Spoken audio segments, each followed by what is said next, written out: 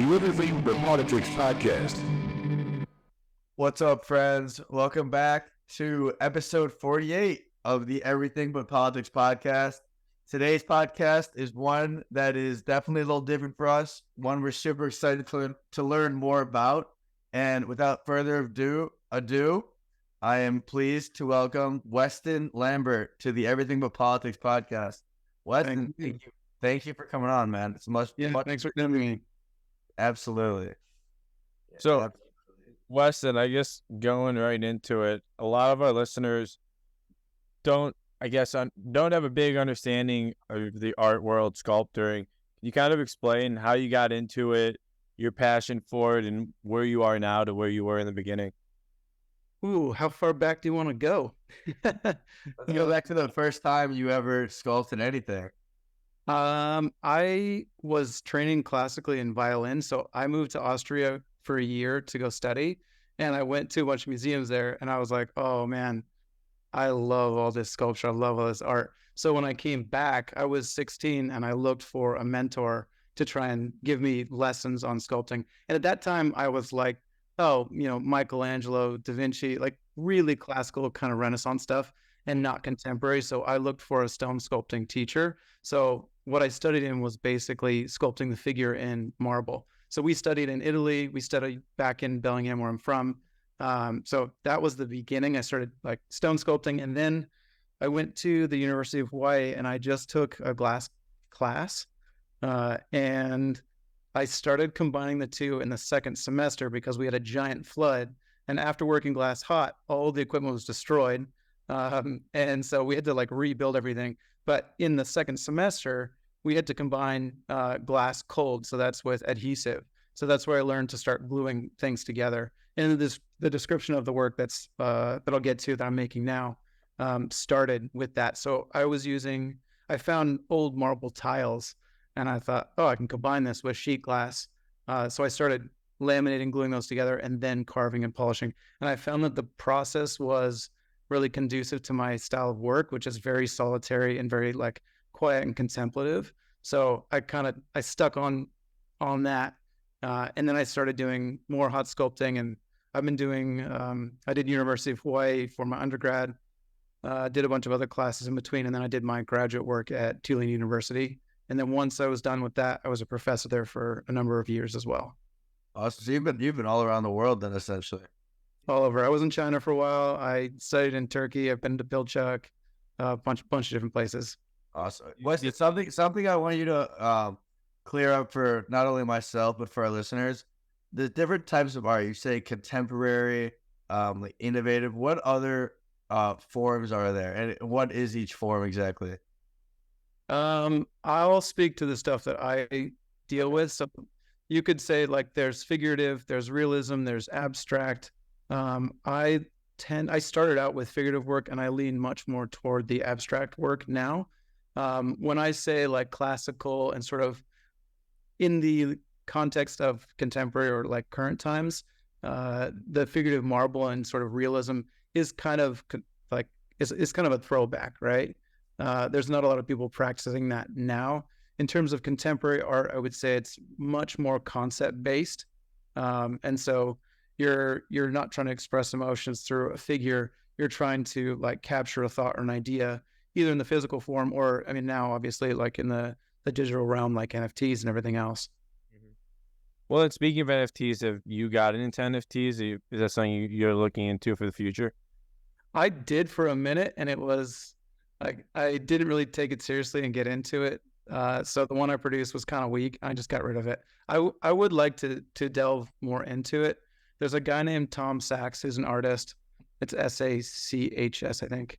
And he does NFTs with these rockets. They're super cool. Anyway, if anybody is doing NFTs that I'm looking to kind of be inspired by, it's him. Right. Love to check. Weston, so obviously you've blown up on social media. On Instagram, you have just over 230,000 followers. How did you build this following, and how did you even begin posting your artwork on Instagram in the first place? Oh man. I think I started Instagram in probably 2010 or something. And I just posted like a picture of, I mean, at that point it was probably new. Maybe it was 2012. I can't remember. But the platform I felt like was pretty new and it was just photographs. Yeah. I had no idea what I was doing. I just took some pictures of thesis work and posted it. And they had like those, sepia tone kind of crinkled edge photos at that time. Yeah. And so it's pretty old school. So I posted, I didn't have a lot of success in the beginning. And I would say really the numbers have boomed in the last, I'd say 2 years, in the last year especially. So it was just posting pictures. And then my sister, who's a really good friend and supporter of mine, has always been like, you need to promote, you need to share. And I've always had that, just, it's such an archaic perspective, but like, no, I'm a purist, like I make the work. If it's good enough, it should get out there. And that's total garbage. It doesn't work that way. There's like, I know so many talented, incredible artists who don't put their work out and they will have a hard time continuing to make work because they don't have time to make it because they have a job. And that's a whole nother thing. You can have both. It just depends. But anyway, that was a long diatribe. I started posting pictures. And then 2 years ago, my sister was like, hey, you should get on TikTok. And so I started making a video and I was terrible at it. If you go back to my early feed, you'll be like, wow, this guy is an idiot. The videos are pretty bad. And I just tried to do like 1% increase, like improvement on every video. And sometimes it worked, sometimes it didn't. But I found that like every time I'm like, oh, I saw somebody did some cool font for their captions. I'm going to try and take that on. Or like, I'm going to do a cool transition for this one. And I'm like, I'm a Luddite. I'm terrible at phones and technology. So it was just like, all right, I'll just watch some videos and try it out. How long did it take for you to see some real growth on there? About a year and a half. So the numbers really started hitting, I think like a year ago. I had one post that did like 1.5 million, 1.6. And that I did a series from that sold out immediately. And then another one, I think it was 8 or so months ago. And it is odd because there's not really a formula for it. It wasn't like, okay, I can do this, this, and this, and then it's going to go. It was just like, I threw something up and it hit, and then I kind of honed it and I did it again. And then that technique would kind of die off and I just keep going. Yeah. Weston, a lot of the artwork that is on your Instagram, like, it is so like mind-boggling that stuff like this even exists. It looks like it's from a different planet. I mean, I have your Instagram open right now. Like, what is some of the stuff I'm looking at here? It looks like rocks from different solar systems here. Like, what is this stuff? It's crazy because like I almost feel like, oh yeah, I've seen a ton of rocks. And then when I say that out loud, I go look online and I find some of the stuff I've never seen. So like, I feel like part of my job is to seek out new ways to, like new avenues for my work to grow. And one of those avenues is via the material. So like, I'll be looking constantly for new minerals to work with, new stones. And there's stuff out there will blow your mind. It's totally nuts.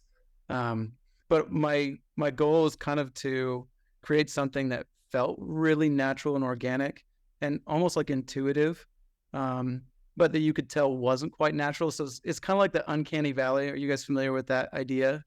We're not. Mm-hmm. It's like you look at robots and they if they're really convincingly created, it's a little bit unsettling where you're like, oh, wait, is that real? Is that not real? So that's that space where like it's real or not real. If you can tell it's terribly done and it's totally fake, it's not, you're not in that uncanny valley. But when it's right in between those two and you're like, is it? It's that unsettling feeling. So I wanted the work to give you that sense of like, oh, where did this come from? How did this come to be? Is this natural? No, this can't be natural, but it feels natural. I wanted you to feel inquisitive, basically, to like strike curiosity.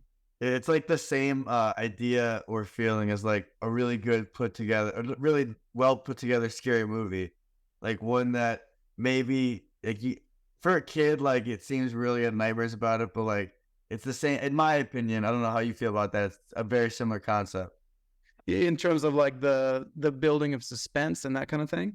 Or just the analogy you gave with the robot that looks kind of real, and it's kind of like, is that real? Is that not real? And like it keeps your mind wondering. I feel like it's totally. Well, or it's like I don't let, my goal isn't to like scare people, but the idea of like the shadow in the room that gets you like, whoa, I think the goal is the same in that it's like tuning your senses to the specific moment and to your surroundings. And that's the goal for me, is to like have people really honed in. Can I share another kind of blip on that? Absolutely. A long time ago, I have to find the artist's name, but there's an Italian or a Croatian artist who got this big museum, and he went in and like drew little things on the wall and like left strings in the corner and like dust balls and stuff. And people came in and they were furious because there was no specific artwork. They were like inspecting everything. They're looking at the cracks on the floor and they're looking at the ceiling. And so like I can understand being really angry at the artist in some ways, but his goal was not to create that. It was to create an environment. And he accomplished that, full stop. Yeah. So that's kind of I look up to people like that. Well, yeah, like Merrick was saying, the pictures are so cool. It's like you don't know if they're real or not. Like someone who is a crystal expert can look at these and be like, well, I've never seen that one before. And you try to figure out what mineral that is. So it's very fascinating. And I guess going into that is, like, I'm sure it's different, but for every project. But what is the time frame making one of these? Yeah, it is really different. So I'll start with the long game. Is like on public projects, those can go up to 2 or 3 years. And that's a lot of bureaucratic stuff too. But then you get to like the gallery works. So I kind of have, I would say, 3 tiers of my work. There's like private personal work. That stuff is just things that I usually don't even share. It's stuff that I make that I keep in my house. And then there's stuff that I would exhibit in galleries. And then there's the public work. So public work, 2 or 3 years. And then the gallery work, the glass and stone, typically a large piece will take a few months. So if you look at, I don't know if you can see it on my feed, but there is a malachite piece that's about the size of a basketball. Half of it's malachite and the other half is glass. That piece took 3 different kiln firings, and the last kiln firing where that block of glass was in the kiln, it sat in the kiln for a month to cool down. So just that, not the firings and the glue and the other parts. And how do you measure its temperature to know, like, it's got to be in there for a month? So there's a couple formulas. There's formulas basically for every different type of glass. So one of the glasses that I work with is called Bullseye, and they're manufactured in Portland. And they have different formulas that they will say, like, here's the formula for a slab that's 2 inches by 3 inches by 5 inches. And then it's your job to figure out this hyper complex form, how to anneal for it. So that process is called annealing. I got lost. Sorry. Where was I going with that? No worries. It's just truly fascinating. Just not only the science and math behind it, but just the work and effort it takes. Social media doesn't do it justice, just how long and like thought out that process is. It's very interesting. Thanks. That was the other thing. The small pieces are a couple of weeks, basically, from start to finish. Not all work time, but like passive time. So from finding the stone, I cut it, grind it, dry it, and then the adhesive takes a week to cure. And then the cold working can be a day or 2, depends. And how long have you been working professionally now? 20 years. Wow. Yeah. I started sculpting when I was 16. And then I got into glass when I was about 18 or 19, and I'm 39 now. So it's been a minute. Were you having sales when you were, 16, 17, 18, or were you working another job at the time? I've gone back and forth. It's only been the last, I'd say, 3 years that I've been almost exclusively doing art. Prior to that, I worked in an oil refinery for a few years. I was a professor. I've done, there's so many jobs that I've done. So I did construction a lot. So what did you teach at university? Sorry, Mark. I was just going to say, Weston, you're extremely lucky to be doing something that you love. Oh, man. I feel lucky every day, honestly. But I will say, like, it was a lot of blood, sweat, and tears for 20 years. It was brutal. And I worked, it was, for the most part, I was paying to make my work. It wasn't people paying me to do it. So I feel in some way like there are people that never get to be in this position, and I feel really lucky, but I also have put in an exceptional amount of time. It's earned, not given. Yeah, yeah. And like my favorite thing, the overnight 20-year success, right? Yeah, absolutely. Totally. Weston, something I'm curious about is when you do find yourself building these sculptures for like big cities, say charity events, just big stuff. How do they reach out to you? How do they find you? How do they come up one day at their meeting, say, "Hey, we want to put this big sculpture in the middle of town"? How does all this stuff kind of happen? Like, because obviously us walking down a big city, we just take it for granted. Like, but like you know the business of it, you know how it works. How does this kind of stuff work? So the standard method is basically to apply. So there's a bunch of different organizations you can apply through. They put out calls everywhere. So you just like there's call for entry. I think the Las Vegas Arts has a site that has like a big scope of projects, but every municipality, every state has public work projects. And like when they build a new building, most states have, I think, like a 1% or 0.5% of the budget is allocated for art creation that goes in the building. So like the airport is a government building. They'll put a new wing in, and it's $300 million budget. There's a $3 million art budget that goes along with that. So you can apply to those calls. And then the other thing you can do, and the way I got my last commission is you can apply to be on the roster for the state. So every state has a roster for artists, for public artists, and you have to qualify by putting an application, written statements, resume, and then images of the work that you've done that get you to qualify. And then what happens is they do closed session calls, basically, not calls, closed session like competition. So they'll say, okay, we've got this meditation room, for example, in the airport, and that's not a great example. Anyway, they'll specifically find an artist to work on a project. So I was giving that example because I did work on a meditation room, but that was not the same type of call. Anyway, that one I applied for and got. The roster situation is such that like they'll basically contact you and say, "Hey, do you want to do this?" It was the most long-winded way to say they ask you to propose something. And like, are they city planners? Are they? I mean, who are these people that call these shots? Find you, you find them. How does this connection take place? So once you apply through the roster, it goes to a group, and that committee is typically like. So for the one I have now, it's at a hospital. That committee consists of like an architect, for example, somebody who works with the state that's an art specialist. You'll have typically like a conservator or somebody who's a specialist within the realm that you're working in. And then they'll have like community members. So it's a pretty diverse board of people with all the different interests represented, like how's this going to work with the architecture? How's it going to work with the building? How's it going to work with the people using the building? So that it's a highly considered and like thoroughly considered project.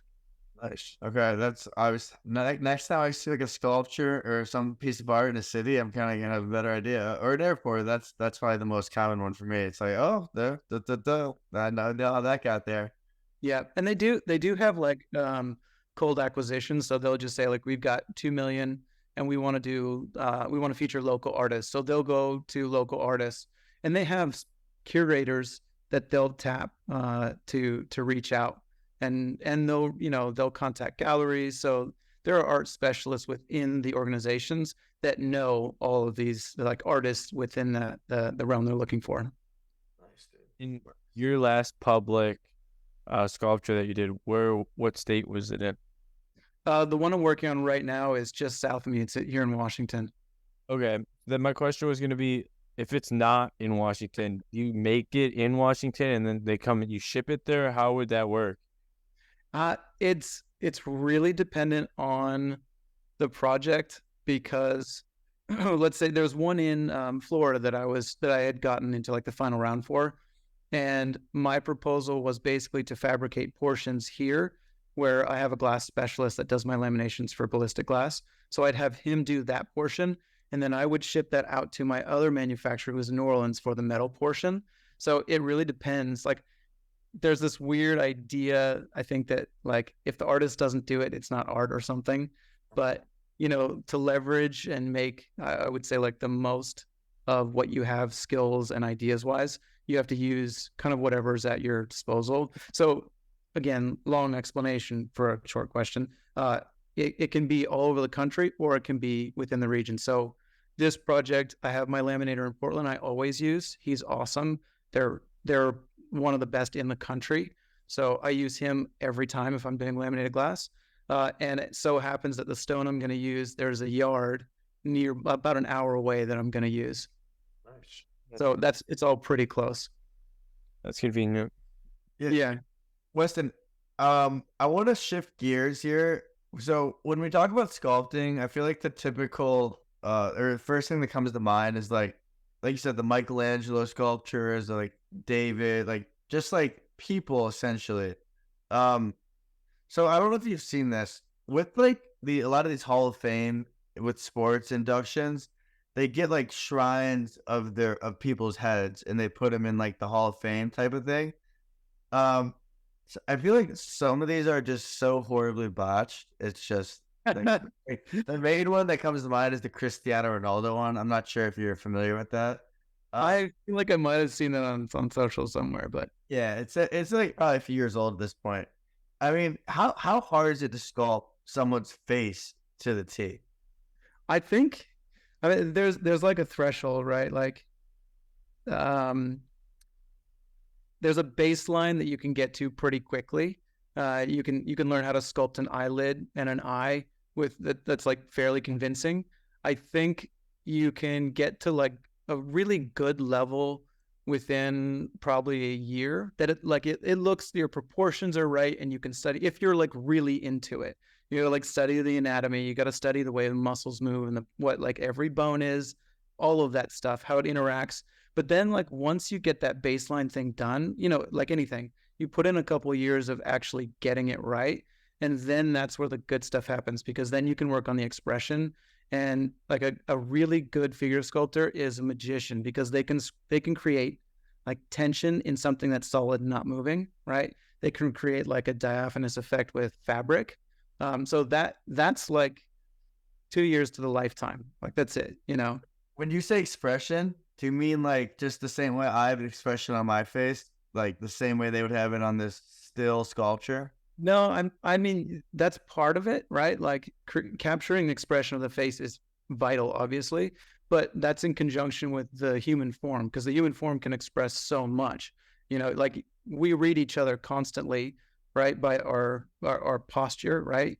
And so that's a huge component of doing a convincing and moving sculpture, actually. So There's a guy named, I think it's Messerschmitt, who did these like experimental busts in, I want to say it was the 1800s, but they were like dramatic facial expressions, like puckered mouth, you know, and he had all these studies, and I think his were some of the best examples for sculptors to kind of reference as a resource to making convincing, like anatomical expressions. And you mentioned this, what you said, Messerschmitt, correct? Messerschmitt. Yeah. Messerschmitt.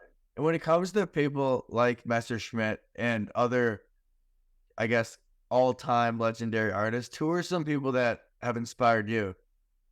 Oh man, I'm terrible with names, but Olafur Eliasson is one that I love. I love his concept. I love his execution, and his stuff is all over the board. So there's like color experiments, there's like depth and perception experiments, but they're really I don't know how to like catalog his work. Anyway, Olafur Eliasson I like a lot. There's a gal who passed away recently who got really well known in the 60s, 70s, Lee Bonnecue, who did these kind of abstract floating sculptures with like canvas, and they were sewn. And they were just stunning work. She just passed away. I love Mel Chin's work. He did one called oh geez, it's like Reclamation Field or something. I know that's not the right name, but basically he built these concentric gardens in a waste site, and the plants would pull out the toxic waste in the ground. But they're really conceptually driven, beautiful works. Nice. And going back to your social media, how many of your followers do you think are artists, sculptors, and how many are just, fascinated by the work? I would say like oh man, I don't, maybe 10% are artists. I don't know. But I honestly, the hard thing is like, I do feel like everybody to some extent has like artistry within themselves, so they can appreciate it. Like you don't have to know that I love like Oliver Eliason's light works, to understand the idea of like cutting a stone. You can appreciate it on an intuitive level without the education. And I think that's also a metric for success if people can appreciate it without that history. Well, yeah, and I was wondering, because of some of the history you just gave us, it'd be, perfect for some of your listeners who are interested in that, give this a listen, really, look some of those people up and learn a little bit. Yeah, I mean, I would say like if my house was burning down, aside from like my dog and my violin, I would carry as many books as I could. Do you still play violin pretty regularly? Once in a while. I don't I used to be really intense about it, like I slept with it in my bed, Yeah. I was really into it. And I would practice like 8 hours a day. It was probably unhealthy, honestly. Like you need to take more breaks, which I've only learned, I think maybe even recently. That's a lot. I have a twin brother, and he plays guitar all the time, so I know exactly how you were. Yeah, I mean, That's the guitar behind me right here. right. I think the highest, I don't know, use or most noble use is like that it's for most people is it's relaxing and enjoyable. And I somehow made it into like an arduous job. I wanted to be like impeccable. It was kind of ridiculous. So Do you feel the same way about your art? I have to fight that constantly. Yeah. I mean, there's the duality, right? Like you will crush the joy and life and fun out of your practice if you're trying to pursue that perfection. But I have a really high standard, so I have really high standards. So I have to kind of let those go sometimes, and that's the battle, is knowing like you need to not focus on that because it's costing you the true like exuberance of the work. Totally. Yeah. Weston Lambert isn't perfecting his craft. What's he doing with his free time? Oh, I like kayaking. I like outdoor stuff. I love reading. I love just doing weird stuff. I like just drive around the industrial parts of town or like walk around and like poke around buildings. Nothing illegal, but like I like going to like secondhand shops. It's like a building reclaim kind of material store that I go to, and I just like pick up odd objects. I like doing stuff that like confuses me. Like I'm terrible at tennis, so I'll go play tennis once in a while. Okay, nice. Play pickleball ever? No, I haven't yet. I feel like it's like too cool for me. We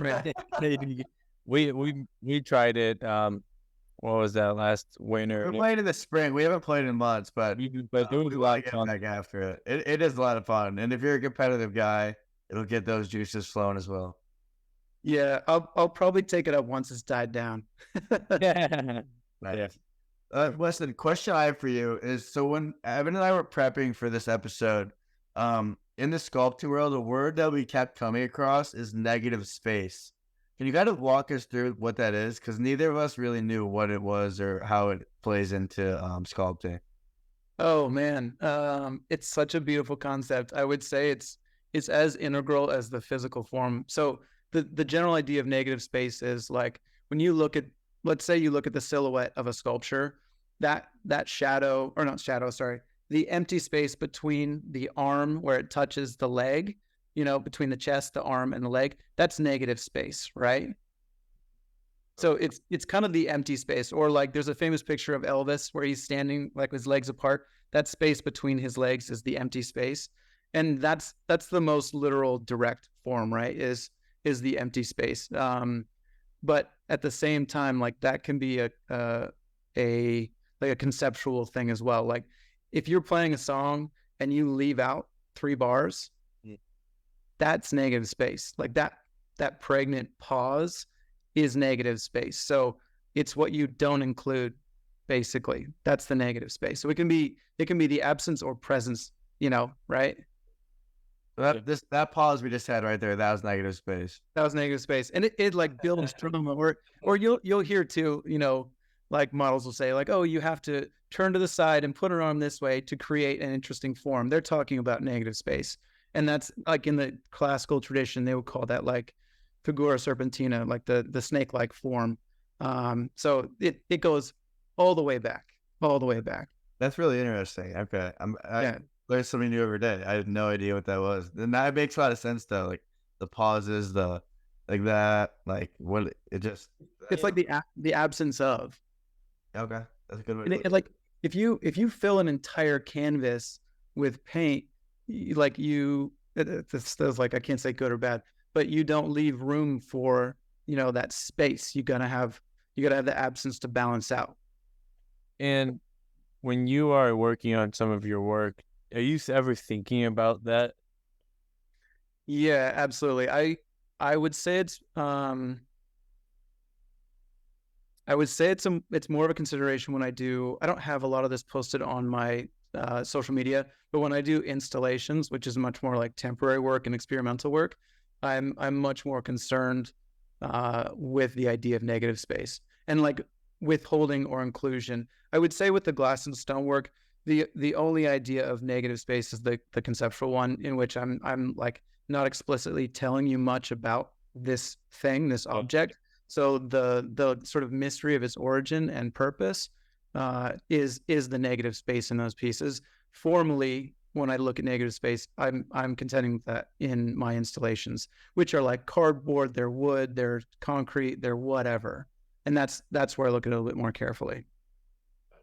And a lot of your work on social media is, glass work. How often do you ever just like, doodle and draw it all, if ever? I've pretty much stepped away from. I'll do sketches periodically, but it doesn't take a lot. Most of my stuff I'll think of, or I'll be reading, and I'll think, oh yeah, I really want to do a quilt made out of underwear, like, and I don't need to draw it. It's in my head. It's done. Like the minute I have a concept, the only reason I'll draw it is to make sure that I don't lose the idea. So it could be the crappiest drawing in the world. Like I could say to my niece, draw me 3 pairs of underwear sewn together, and I would remember exactly what it actually needed to look like, even if it didn't look like that in the picture. So it's like on the brain, basically. As long as you forget the original idea, the execution is no problem. Gotcha. And wait, so Weston, in terms of the artwork that you put out and the interpretation it gets from the viewers, is that something that you care about?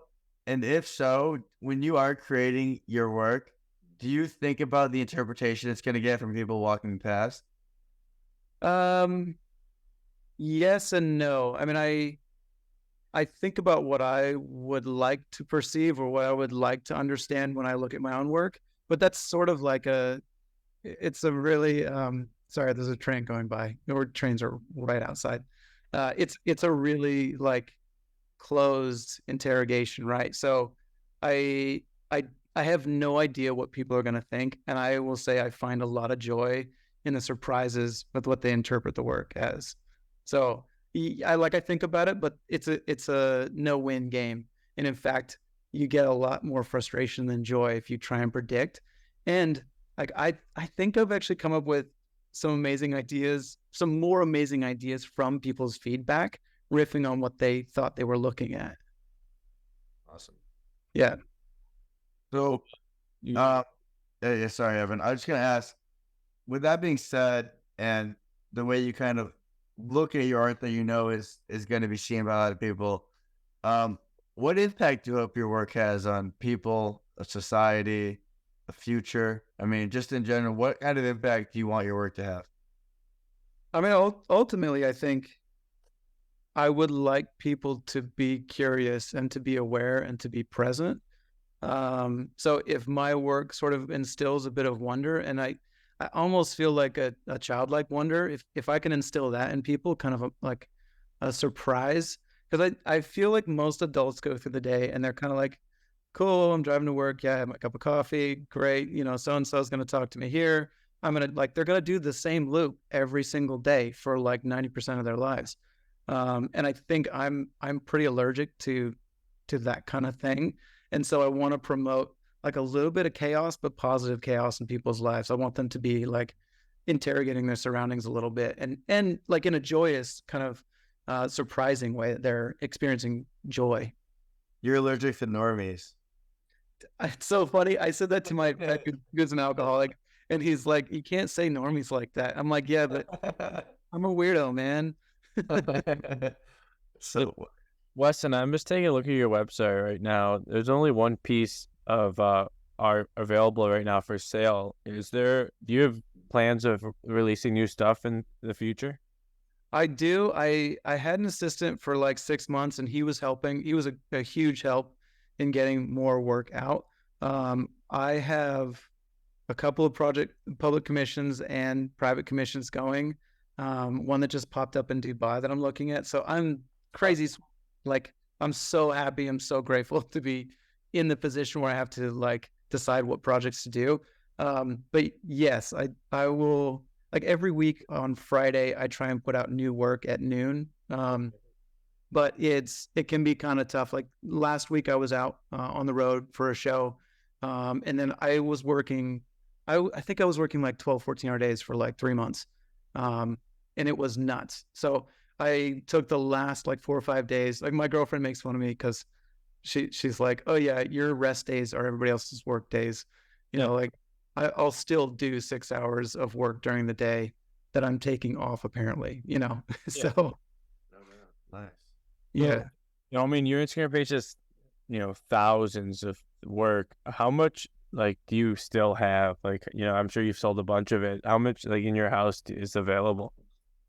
I probably have, I don't know, maybe a dozen pieces here. I keep it pretty minimal.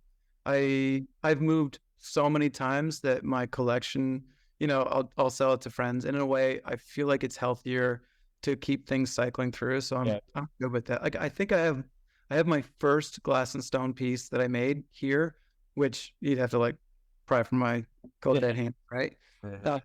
And then I have a couple of figurative things that were really early. But I like to share the work. I love having people experience it. And even if sometimes I'm like, I'll just sell that for $100. Just take it, get away from me. Not like I need to get rid of it, but like I want to recycle that energy and like feed other people. It's cool to have your work spread out too. It's great, and it builds like a base of people who believe in your work and your career. And there's nothing more important. Like I've got collectors who are like, "Hey, whenever you get a new piece, let me know." And that keeps me in the studio working. Like the coolest thing that I could ever have imagined is just like have to work in the studio. It's great. That is great. Do you put a signature on any of these pieces? Yeah, I'll do a really, really discreet initials. Okay. Yeah, I typically put them in a really quiet spot that you can't see. You actually have to look, and some you actually have to get like a magnifying glass and look at it. Is it written or do you indent it? It's engraved. Engraved. Okay. Yeah, That's very cool. it's usually in the stone, and it's real small because I don't want to. I'm still a purist, and like I don't want to distract from the actual work, from the thing that you're looking at. That's very cool. Yeah, you kind of surprised me with the answer that you only have like a dozen or so. We just had a photographer on the podcast last week, and he said he's got millions, of photos in his house. So I was just curious to how your inventory was. Yeah, and I also find it. I was just making a video about this right before we got on.